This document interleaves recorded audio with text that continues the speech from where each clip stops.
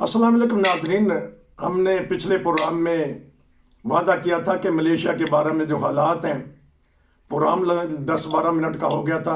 अब सोचा कि एक और प्रोग्राम कर लिया जाए और हम चलते हैं मलेशिया। जी अस्सलाम वालेकुम। वालेकुम सलाम। क्या हाल है नसीर साहब, ठीक ठाक हैं? शुक्र अल्हम्दुलिल्लाह। अच्छा, बात वहीं से हम शुरू करेंगे ताकि तसलसल बरकरार रहे। लेकिन एक दो चीज़ें आपसे जी ज़मनन पूछ लेता हूँ। मलेशिया में भी जो ये वर्ल्ड कप हो रहा है फुटबॉल का, वो भी जुनून है मलेशिया में भी?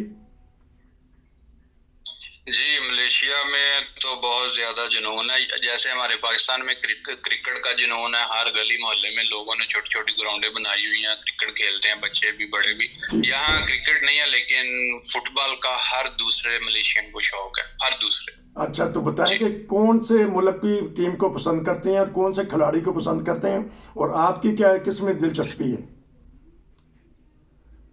इनकी तो पहले अपनी तो कोई टीम नहीं थी। अभी सुना है इन्होंने कोई इंटरनेशनल लेवल की टीम बनाई है, मैं जानता नहीं उसको। लेकिन जब इनकी अपनी टीम नहीं थी और फीफा वर्ल्ड कप चलता था तो ये बैठ जाते थे।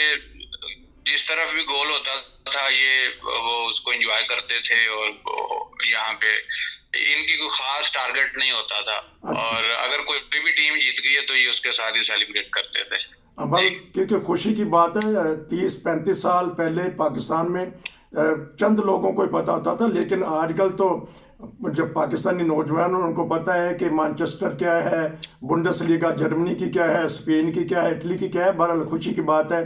फुटबॉल जो वर्ल्ड कप है वो पूरी दुनिया में देखा और पसंद किया जाता है। बहरहाल कल अर्जेंटाइन हार गया है सऊदी अरब से, पहला झटका लगा है, हमने खबर भी दी है।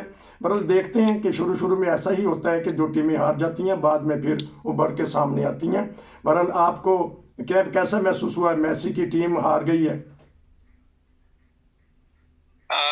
नहीं, मैं तो अगर कोई हार गई है तो उसके लिए अगर कोई एडवाइस पूछे तो यही है कि अगली दफा जो है वो अच्छी तैयारी के साथ आए। और जो जीत गए हैं उनके लिए यही है कि आप मजीद अपनी ग्राउंड अच्छी बनाएं और खेलते जाएं। चलें, ज़बरदस्त। अच्छा, जी अब बात करेंगे वहीं से जो हमारे असाइलम वाले आते हैं, बिलखसूस पाकिस्तान से जो आते हैं, उनकी बात हो रही थी।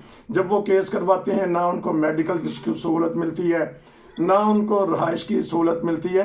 अगर हो सके तो पाकिस्तानी रुपए में बात कीजिएगा, कितने का जो रहाइश है वो कितनी महंगी है पाकिस्तानी रुपए में बताइएगा। एक या दो कमरे में इंसान रह सकता है?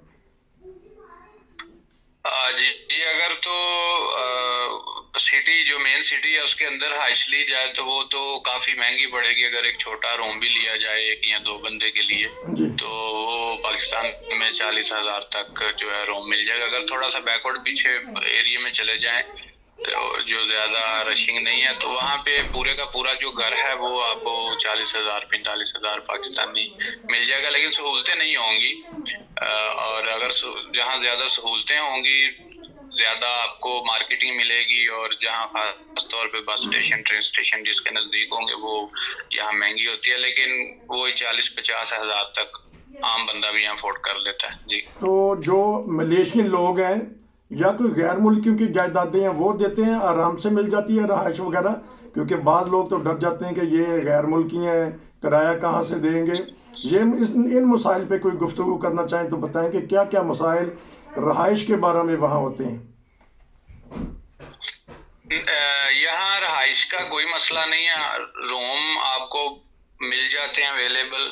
इवन के अगर किसी ने 2 3 4 रूम भी लेने हैं तो उसको आसानी से मिल जाते हैं। खास तौर पे यूरोप का पता नहीं, लेकिन अमेरिका में वो टैक्स नंबर चाहिए होता है। मेरे दोस्त ने जिक्र किया था, उसके बगैर वो आपको नहीं देते। वो आपके टैक्स नंबर जी। से आपको चेक कर लेते हैं कि ये बंदा ठीक है या इसकी ठीक। कैपेसिटी क्या है, टैक्स पेयर है या नहीं है। तो फिर उसके बाद ही आपको देते हैं कुछ ना कुछ प्रूफ। यहाँ तो विदाउट प्रूफ भी आपको रूम भी मिल जाता है, घर भी मिल जाता है। ऑनर जो है वो ज्यादा स्ट्रिक्ट नहीं है और वो गैर मुल्की को रूम देने में को बात नहीं समझते। जी तो लेकिन उनको डर नहीं लगता कि ये किराया कहाँ से देंगे, इनके पास तो पैसे नहीं हैं, ये वैसे आए हैं नहाते अपने मुल्क से फरार होके, तो फिर क्या होता है?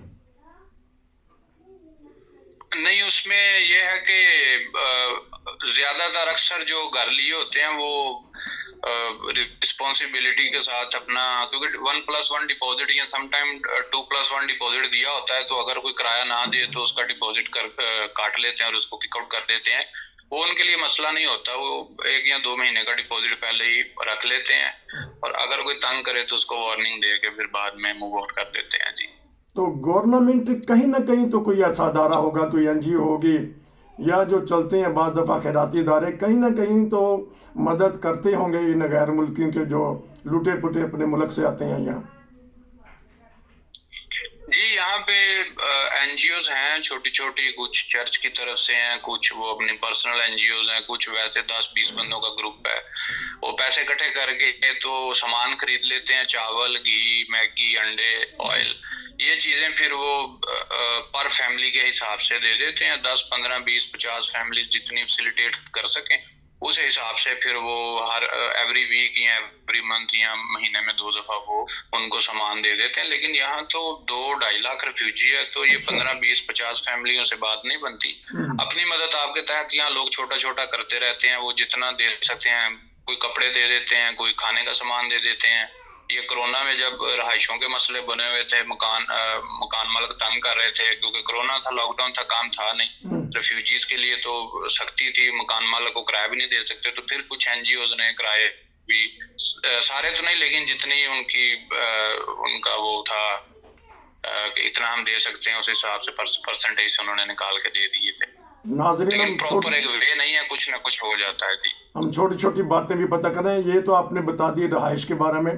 अब खाने पीने के जो अखराजात हैं पाकिस्तानी रुपए में बताइएगा कि मियाँ बीवी 2 बच्चे हों तो उनके ऊपर कितना खर्चा आता है और वो गुजारा आसानी से कर सकें, 2 वक्त की रोटी खा सकें। जी, अगर तो मियाँ बीवी हैं और बच्चे छोटे हैं, जिनका, छोटे बच्चों का खास तौर पे दूध का और पैम्पर और दूसरी छोटी छोटी चीजें जो लाजमी हैं, अगर तो वो करनी है तो फिर तो पाकिस्तानी 50,000 तक आपका खर्चा खाने पीने का और दूसरी चीजों का आ जाता है। ये बहुत, मैं आपको मिनिमम बता रहा हूँ। और अगर नॉर्मल देखा जाए, जिसमें से बच्चों के जो स्कूल जाने वाले हैं उनके स्कूल की फीसें और वो स्कूल का सेपरेट साइड पे रख के सिर्फ खाने पीने का देखा जाए, तो वो मियाँ बीवी और 2 बच्चे 600-700 रिंगिट यानी 40,000 42,000 पाकिस्तानी में गुजारा कर सकते हैं। चले, एक बड़ी आपने पॉइंट की बात की है कि जो पढ़ाई का सिस्टम है, आया गवर्नमेंट के स्कूल हैं या प्राइवेट हैं, और जो जो गैर मुल्की हैं उनके बच्चे, जिनके सियासी पनाह लेने वाले, उनके बच्चे अपनी पढ़ाई किस तरह करते हैं? जी, पढ़ाई का तो यहाँ कोई निज़ाम नहीं है। अगर देखा जाए एज ए रिफ्यूजी, जो उसको अगर वो पैसे नहीं दे सकता तो वो यहाँ भी नहीं पढ़ सकता। लेकिन यहाँ पे कुछ अच्छे स्कूल हैं, जो कुछ प्राइवेट हैं। गवर्नमेंट स्कूल जो सरकारी हैं या जो मलेशियन हैं, वहाँ तो रिफ्यूजीज को कोई फैसिलिटी नहीं मिलेगी। अगर आपने वहाँ जाना है तो वहाँ फीस भी बहुत ज्यादा हाई है। लेकिन कुछ प्राइवेट स्कूल हैं जिनका सिलेबस ऑक्सफोर्ड का है और वो बच्चों को अच्छी मेयारी तालीम देते हैं, तो वहाँ अगर बच्चे को लेके जाया जाए तो वो भी सालाना जो फीस है, अगर 2 बच्चे होंगे तो पाकिस्तान जो है, पाकिस्तानी तकरीबन 1-1.5 लाख रुपया सालाना फीस 2 बच्चों की लग जाएगी, जिसमें सिर्फ उनकी माहाना फीस होगी और उसके बाद उनका कुछ एग्जाम की या कुछ जो छोटी मोटी उसमें खर्चे आ जाते हैं, सिलेबस आ गया नया या बुक ले ली या यूनिफॉर्म चेंज कर दिया, तो ये कुल मिला के 1.5 लाख तक पाकिस्तानी 2 बच्चों का सालाना जो है वो लग जाता है। अगर आप प्राइवेट स्कूल और जो ऑक्सफोर्ड सिलेबस वाला वहाँ आप एडमिशन लेके देते हो। अगर सरकारी तो सरकारी लेते ही नहीं है, यूएन को अगर लेंगे तो वो बहुत ज्यादा है, वो 2.5, 3, 4 लाख तक हो जाएगा, जिसमें से आने जाने का जो खर्चा है बच्चों का, वो जो गाड़ी है या ट्रेन पे जाना है वो लेता है। जी, अच्छा, हमने ना 2-3 पॉइंट पे बात की है, मेडिकल, रहाइश और पढ़ाई और खाना पीना। अगर इसका मतलब है कि पाकिस्तानी 1.5 से 2 लाख रुपया हो तो फिर मियाँ बीवी का वहाँ बामुश्किल गुजारा होता है, क्या यह मैं सही समझाऊं? जी, ये तो कुछ चीजें मैंने आपको सालाना कैलकुलेट भी कर दी हैं, लेकिन अगर रहाइश देखी जाए 50,000 तक रहाइश कर लें, जो ठीक हो ना, ज्यादा जो है वो वो पुअर एरिया में हो, जो बैकवर्ड हो, जहाँ आप रात को बाहर ही नहीं निकल सकते, अच्छा चोरी और वो डकैती वाला। अगर आप अच्छे एरिया में रहते हैं और बच्चे स्कूल भी जाते हैं खाते पीते हुए, तो पाकिस्तानी 1,10,20,000 तक आपका माहाना खर्चा हो सका यहाँ पे जी। हाँ जी, कि भी 1.5 लाख रुपया, लेकिन वो अब इस जो फैमिली है उसको खुद ही करना पड़ेगा, चाहे वो यूरोप से मंगवाए चाहे वो पाकिस्तान से मंगवाए, ठीक यही है? जी जी, वो खुद फैमिली अपने सर पे ही करेगी, उसको कोई यहाँ पे मदद नहीं मिलेगी। वो खुद लेके साथ आते हैं, या उनके कोई रिश्तेदार उनको सपोर्ट करते हैं, तो वो उनका अपना मैटर है। इस मैटर में उनको कोई भी सपोर्ट नहीं करेगा। रूम का रेंट भी नहीं होगा तो मालिक मकान आपको बाहर निकाल देगा। यहाँ ऐसी सिचुएशन भी हो जाती है जी। नाजरीन, ये था आज का प्रोग्राम। बातें भी बहुत सी हैं, इंशाल्लाह हम आपको अगले प्रोग्राम में वो दिखाएंगे और बताएंगे। और नाजरीन, अगर आपके ज़हन में भी कोई ऐसा पॉइंट है तो हमें बताइएगा, ताकि हम वो सवाल कर सकें। इजाज़त दीजिए।